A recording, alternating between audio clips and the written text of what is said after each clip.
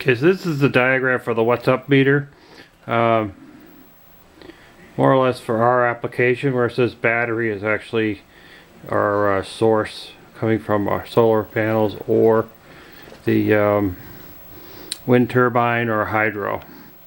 As you know, see here, auxiliary power plug and a push button. That's the options to supply it for additional power. Say for example you're running off the solar panels and you're running a heater for your horse's water trough for the winter time. You want it to not freeze, so you want to see what you're getting for output coming off your panels. So you can do is hook up your what's up meter to a battery, like a lithium battery that's going to be, last practically probably forever. Well, not quite, but close. And then it will power that meter, and it will keep the data going on the meter when the basically the sun goes down.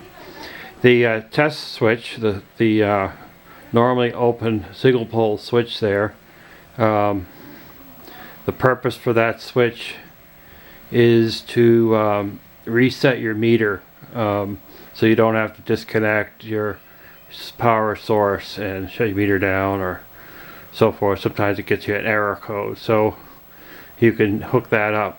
Now the trick about this whole thing is that you need that little connector that goes into the side.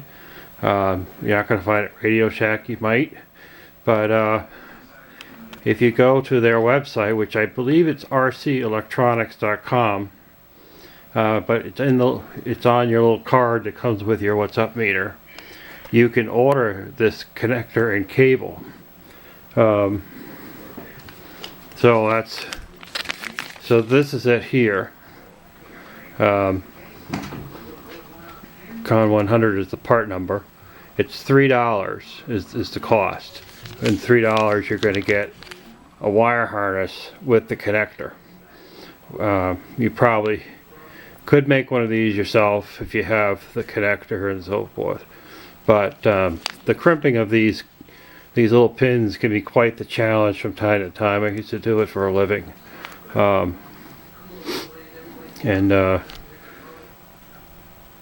you're for $3 in shipping. If you have a bunch of these, I guess if you're just doing one, I have 5 of these meters out there in various locations, so it's worth it to me to just order a bunch of them from them, get them in. I got them in a week. Radio Shack, I got these switches here. They were $3.69 for 4 because I need 5 or 6, so of course I had to buy 2 packages, but it's okay. So I create this harness. Well, I have one installed right here, if you can see it, and mounted it into the plexiglass. I didn't, of course, back up the plexiglass when I drilled it, so I did a little crack. This one over here, I backed it up so the hole actually drilled. Of course, it's a bizarre drill number, but the 5/16 works all right. So it mounts in here, and then when you want to reset the panel, you just push the button. Hopefully you won't have anybody push the button when you don't want them to, but what works.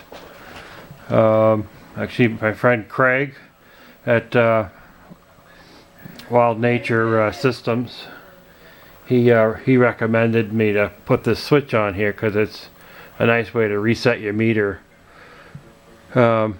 just in case things get kind of, and I've had that before. You go and see an error, you have to go and unplug the power source. So that's basically what I do. What I've been doing is I'm putting some, I take the, as I said, the plug looks like this. Get 3 wires, an orange, a red, and or it might be a brown, orange, or red, I'm not sure, and a black. So the orange and the black is the ones you're going to wire to the switch. The red wire is going to go to your positive side of your battery. The negative side of the battery will go to the black wire. So what I've been doing is I tuck back my red connector and then heat shrink it into the cable. Just a little better than taping it up. Didn't want to cut it off because who knows, someday I might want to change the configuration, and it'll be there already. I'll solder these two ends to the switch, and then I'll go over it again with a piece of shrink tubing, a bigger piece, just to keep it supported on the switch, and you know, all that fancy stuff. And that's it. Have a great day.